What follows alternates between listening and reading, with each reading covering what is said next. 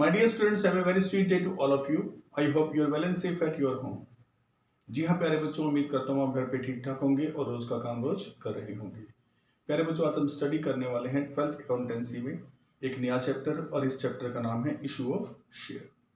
प्यारे बच्चों, issue of share करने से पहले, डिटेल में करने से पहले मैं इसके बारे में जितने भी टॉपिक आपको पहले एक बार करा चुका हूँ उन सभी टॉपिक को रिवाइज कराना चाहता हूँ। मैं चाहता हूँ सभी एलिमेंट्स आपके माइंड में दोबारा से जाग जाएं ताकि इस चैप्टर्स को आप डीपली जो है प्रैक्टिकली जो है वो अच्छी तरह से कर सके। तो मैंने कुछ क्वेश्चन लिखे हैं बोर्ड पे 14 या 15 क्वेश्चंस, वो सभी आपकी रिवीजन के लिए मैं प्रस्तुत करता हूँ। I am presenting all this question for your revision.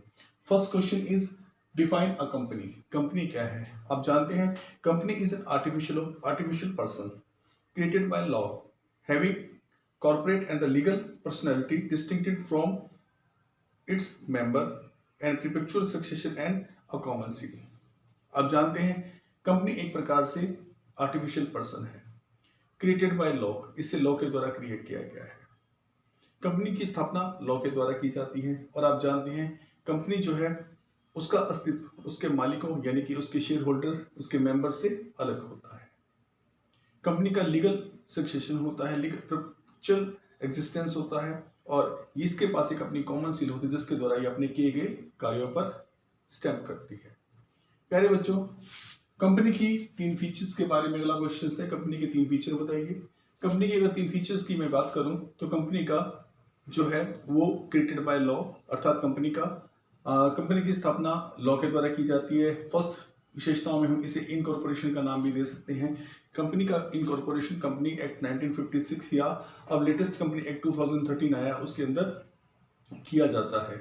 Incorporation का रजिस्ट्रेशन एक ही बात है, कंपनी का रजिस्ट्रेशन होना बहुत जरूरी है। दूसरी बात, कंपनी का परपेचुअल एक्सिस्टेंस होता है, अर्थात इसका जीवन शाश्वत होता है। ये कंपनी कानून के द्वारा ही जन्म लेती है और कानून के द्वारा ही इसे मिटाया जा सकता है। अदरवाइज कंपनी का एग्जिस्टेंस लंबे समय तक चलता ही रहता है बिना किसी रिस्ट्रिक्शंस के।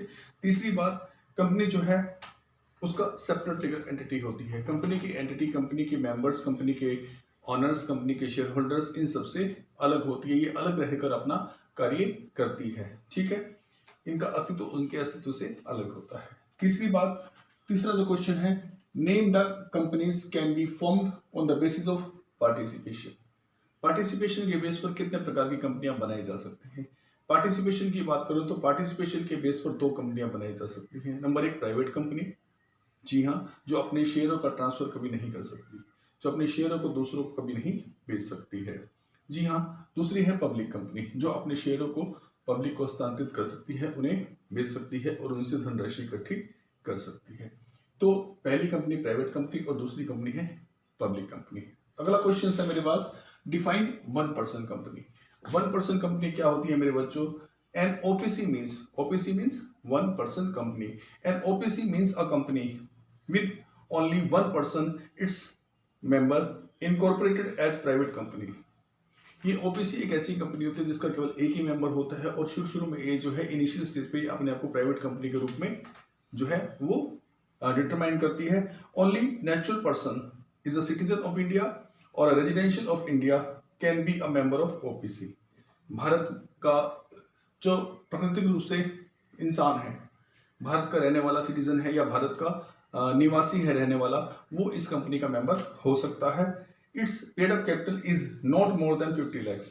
इसकी पेड अप कैपिटल 50 लाख से ज्यादा नहीं होनी चाहिए और इसकी जो एनुअल इनकम है, एवरेज एनुअल इनकम है 3 इयर्स की, वो not exceeded than 2 crore rupees, वो 2 करोड़ से ज्यादा नहीं होना चाहिए। ये जो इंफॉर्मेशन थी, ये इंफॉर्मेशन थी आपको ओपीसी के बारे में। जी हाँ, ओपीसी है 1 पर्सन कंपनी। इसके अंदर एक व्यक्ति ही जो है वो कंपनी का मेंबर होता है, वही कंपनी का मालिक होता है। लेकिन वो कंपनी का जो मेंबर है उसके लिए एलिजिबिलिटी है कि वो नेचुरल रूप से सिटीजन ऑफ इंडिया हो या फिर वो रेजिडेंस ऑफ इंडिया हो, ताकि वो उस कंपनी का मेंबर हो सके। और टर्नओवर के बारे में मैंने आपको बता दिया कि 3 इयर्स के अंदर इसकी टर्नओवर 2 करोड़ रुपए से ज्यादा नहीं हो सकती और इसकी पेड अप कैपिटल की भी एक लिमिट है जो कि 50 लाख रुपए तक होती है। अगला क्वेश्चन है मेरे बच्चों, how many types of shares are issued by the public company. Public company के द्वारा किस प्रकार के शेयर इशू किए जाते हैं? पब्लिक कंपनी के द्वारा 2 प्रकार के शेयर इशू किए जाते हैं। पहला है इक्विटी शेयर और दूसरा है प्रेफरेंस शेयर। जी हाँ, इक्विटी शेयर और दूसरा है प्रेफरेंस शेयर। अगला क्वेश्चन है, what do you mean by equity share? Equity share से क्या समझते हैं? इक्विटी शेयर कंपनी के जनरली शेयर होते हैं। ये कंपनी के जनरल शेयर होते हैं, कंपनी के कॉमन शेयर होते हैं, जिसे कंपनी रूटीन में जारी करती है। जी हाँ, इसको खरीदने वाले कंपनी के ऑनर शेयर होल्डर कहलाते हैं और वो असल में रियल ऑनर होते हैं। इनके पास वोटिंग राइट होता है, जिसके जरिए ये मैनेजमेंट में पार्टिसिपेट कर सकते हैं और इन्हें वोट देने का अधिकार एजीएम में होता है, एनुअल जनरल मीटिंग में होता है। दूसरा, what do you mean by preference share? Preference share क्या होते हैं? बेटा, प्रेफरेंस शेयर कंपनी के वो शेयर होते हैं जिसे प्राय कंपनी यूजली इशू नहीं करती है, विशेष कंडीशंस के अंदर इशू करती है। ये वो प्रेफरेंस शेयर होते हैं जिन पर एक फिक्स रेट से डिविडेंड दिया जाता है और इनके पास दो प्रेफरेंसेस होती हैं। जी हाँ, इनके पास दो प्रेफरेंसेस होती हैं, इक्विटी के मुकाबले दो प्रेफरेंसेस ज्यादा होती हैं। वो कौन सी हैं? एक तो ये कि जब भी कंपनी का वाइंड अप होगा तो इनको जो डिविडेंड है, इक्विटी शेयर होल्डर जब भी कंपनी का वाइंड अप होगा, इनको जो धनराशि मिलेगी, इनको इनकी पेमेंट इक्विटी शेयर होल्डर को कोई भी पेमेंट मिलने से पहले मिलेगी। दूसरी प्रेफरेंस इनको क्या है कि इनको डिविडेंड का भुगतान भी, इनको डिविडेंड भी पहले ही रिसीव हो जाएगा। किससे? कोई भी पेमेंट इक्विटी शेयर होल्डर को एज ए डिविडेंड बांटने से पहले इनको डिविडेंड देना जरूरी है। तो पहली प्रेफरेंस है इनको कि वाइंडिंग अप के समय ये अपनी पेमेंट को पहले रिसीव करते हैं इक्विटी शेयर की पेमेंट से पहले।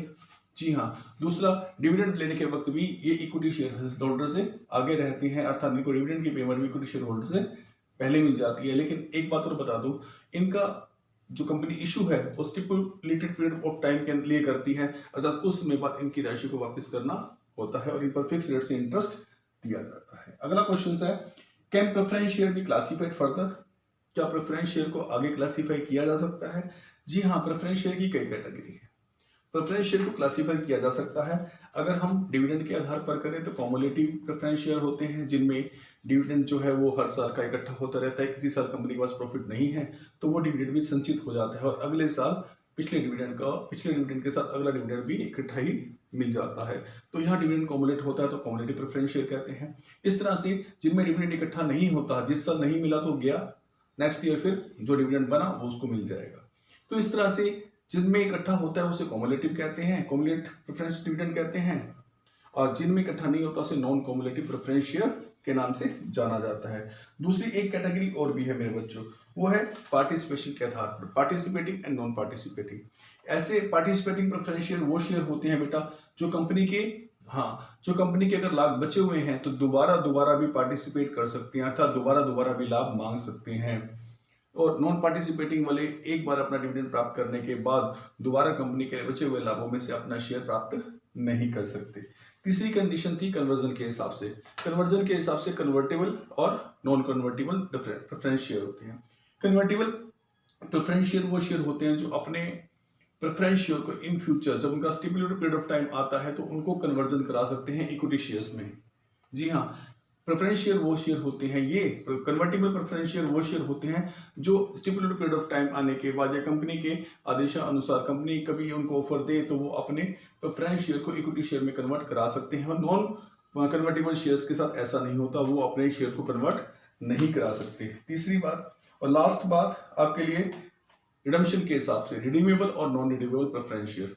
कुछ रिडीमेबल प्रेफरेंस शेयर वो शेयर होती हैं जिन्हें एक स्टिपुलेटेड पीरियड टाइम के बाद पेमेंट जो है प्राप्त हो जाती है, अर्थात इनका कंपनी के लाइफ टाइम में एक ऐसा टाइम आता है जो इनका निश्चित किया गया टाइम था, स्टिपुलेटेड पीरियड ऑफ टाइम, उसके बाद इनको भुगतान प्राप्त हो जाता है। जबकि नॉन रिडीमेबल प्रेफरेंस शेयर ऐसे होते हैं इन्हें लाइफ टाइम तक भुगतान प्राप्त नहीं होता, इन्हें केवल भुगतान प्राप्त होता है तो वो टाइम होता है लिक्विडेशन ऑफ कंपनी या फिर वाइंडिंग अप ऑफ कंपनी।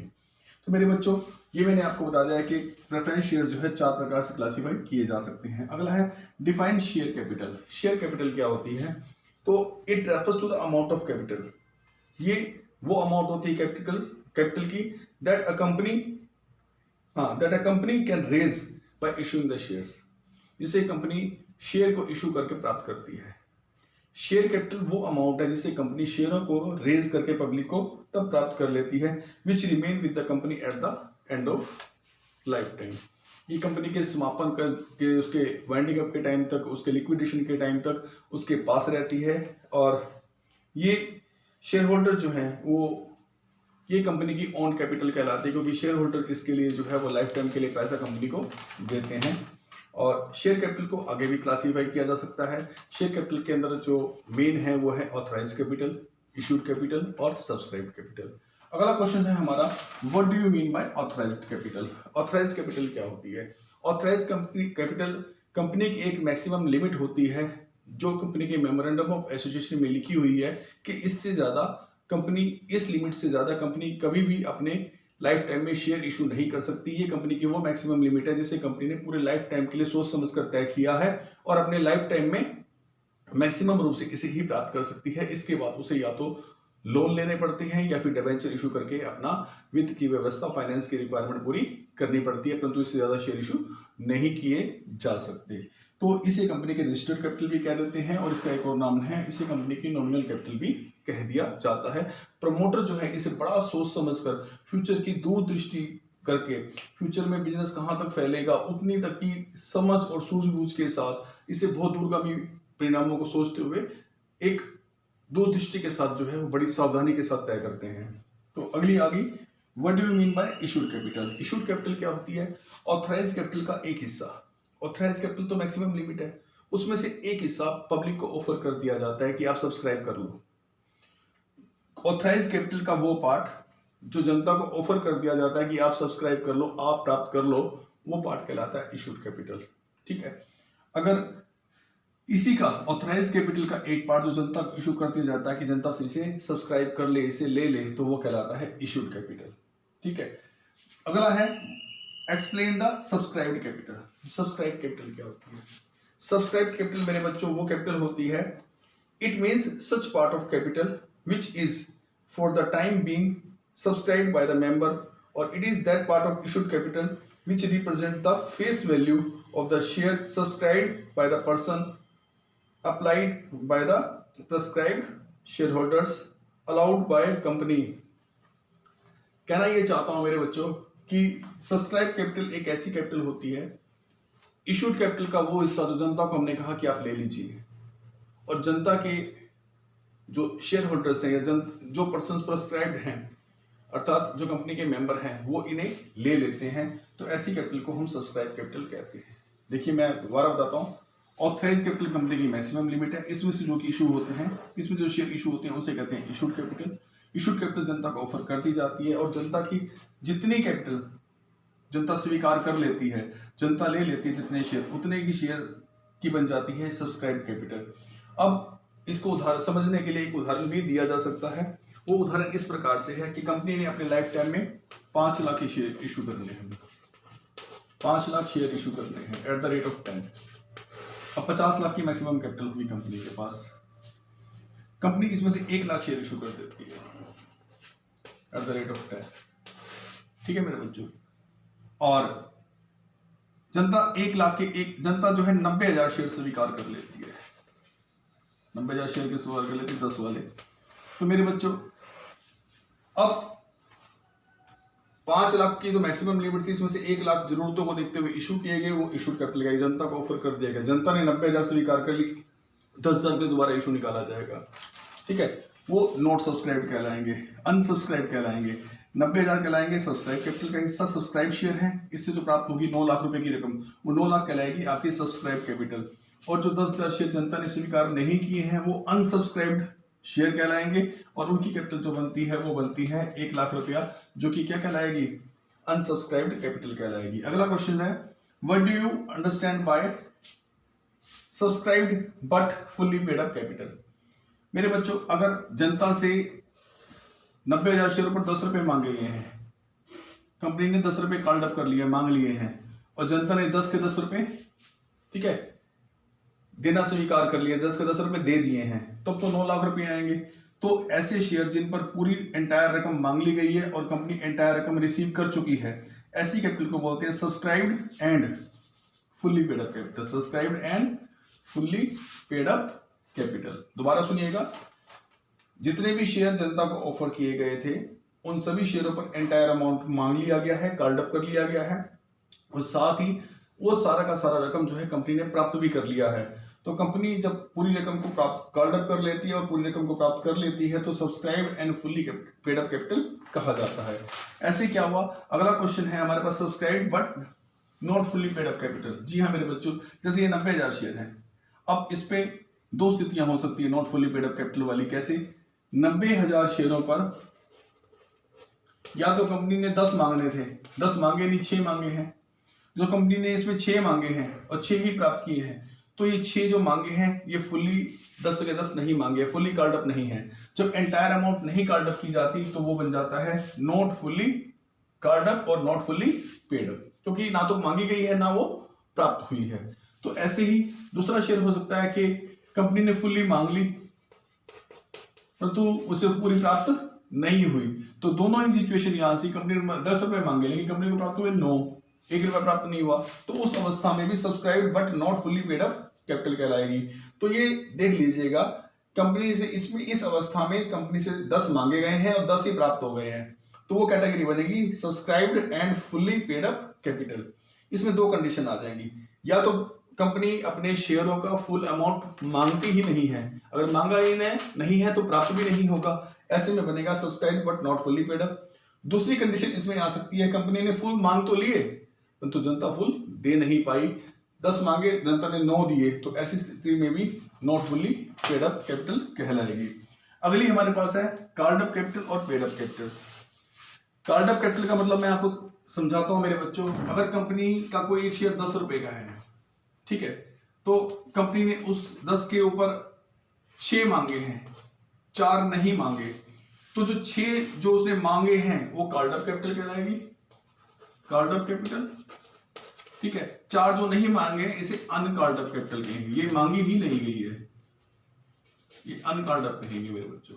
आगे समझ, कंपनी का एंटायर अमाउंट शेयर का 10 रुपए है, जितने शेयर वो कार्ड अप कर लेती, जितनी अमाउंट वो मांग लेती है पब्लिक से कि दीजिए मुझे, जरूरतों के हिसाब से इंस्टॉलमेंट में भी मांग सकती है, शेयर में मांगेगा तो 6 रुपए तक की कहलाएगी कार्ड अप, और अगर 4 रुपए नहीं मांगेगा तो 4 रुपए कहलाएंगे अनकार्ड अप, हाँ जी अनकार्ड अप शेयर कैपिटल। अगली है पेड अप की बारी। कंपनी के पास 10 का शेयर है, ये भी इसी तरह से समझिए, कंपनी के पास 10 का शेयर है, कंपनी ने 6 रुपए कार्ड अप किए, जनता और 6 रुपए ही प्राप्त कर लिए, 6 रुपए कार्ड अप थे, 6 रुपए ही प्राप्त जनता ने चुका दिए, दे दिए, पेड कर दिए, लेकिन कंपनी ने वो तो प्राप्त कर लिया ना, तो यही उसकी 6 रुपए की कार्ड अप है, 6 रुपए की पेड अप कहलाएगी। अर्थात यहाँ दोनों चीजें बराबर हैं, कार्ड अप भी 6 है और पेड अप भी 6 है। लेकिन अगर कंपनी, यहाँ एक और एग्जांपल समझिए, कंपनी ने 6 रुपए मांगे, जरूरत के हिसाब से मांगे, कंपनी की कार्ड अप कैपिटल कितनी है, कार्ड अप है 6 रुपए, और जनता ने दिए हैं अब तक इसमें कितने 5, तो कार्ड अप कहलाएगी 6 और पेड अप कहलाएगी 5। अर्थात जितनी रकम सब्सक्राइब की हुई जनता सभी मतलब कंपनी को प्रदान करती है, कंपनी को देती है, कंपनी को पेड करती है, वो कहलाती है कंपनी की पेड अप कैपिटल, और जो नहीं दिया वो कहलाती है अनपेड अप कैपिटल। उम्मीद करता हूं बच्चों आपको समझ आ गया होगा, फिर भी किसी प्रॉब्लम के लिए आप मुझसे दोबारा संपर्क कर सकते हैं। Thank you very much.